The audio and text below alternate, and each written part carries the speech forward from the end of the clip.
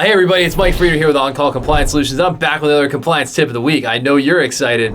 This week we're talking about CMMC control AU.L2-3.3.7. Provide a system capability that compares and synchronizes internal system clocks with an authoritative source to generate timestamps for audit records.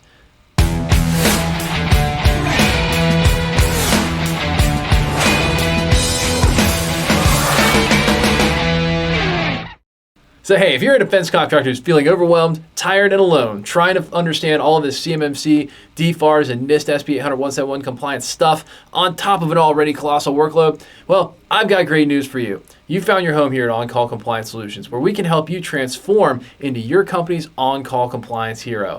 Let's jump into it with both feet, but with our socks on.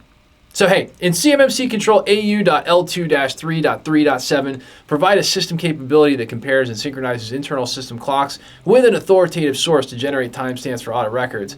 Now, look, this control is somewhat random. It's kind of like thrown into this thing where they're really talking about the SEIM system. There's several controls in a row that talk about logs and SEIM and auditing and things like that.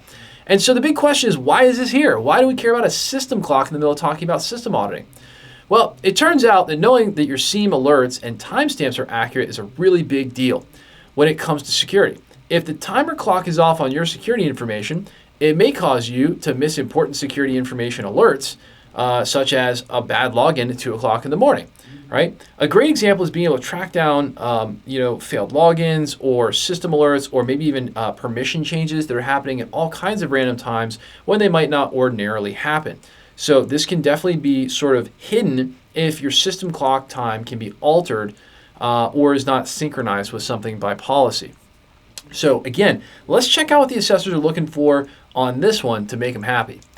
So 3 things they're looking for. Number 1 is determine if an internal system clock are used to generate timestamps for audit records.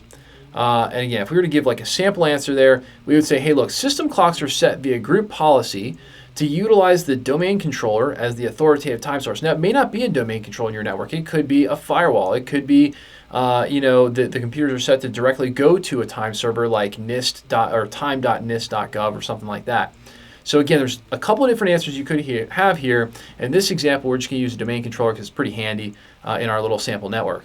Now, the second thing they're going to look for is they're going to say, hey, determine if an authoritative source with which to compare and synchronize internal system clocks is specified. In other words, you're not just looking for something internally that could be manipulated, but you're looking externally to something that can actually be specified. So in our example, we'll just, hey, it's a NIST standard, so we'll grab a NIST time server because that's pretty handy, right? We'll look at time.nist.gov, and we'll just have some group policy in place to say that it's specified inside the group policy. So third and final point of assessment is determine if internal system clocks used to generate timestamps for audit records are compared to and synchronized with the specified authoritative time source. We're going to say yes via group policy, because group policy in a typical sort of small to mid-size network is going to be the easy way to have a place to specify that network time service. So again, that's where our internal clocks are all going to synchronize to.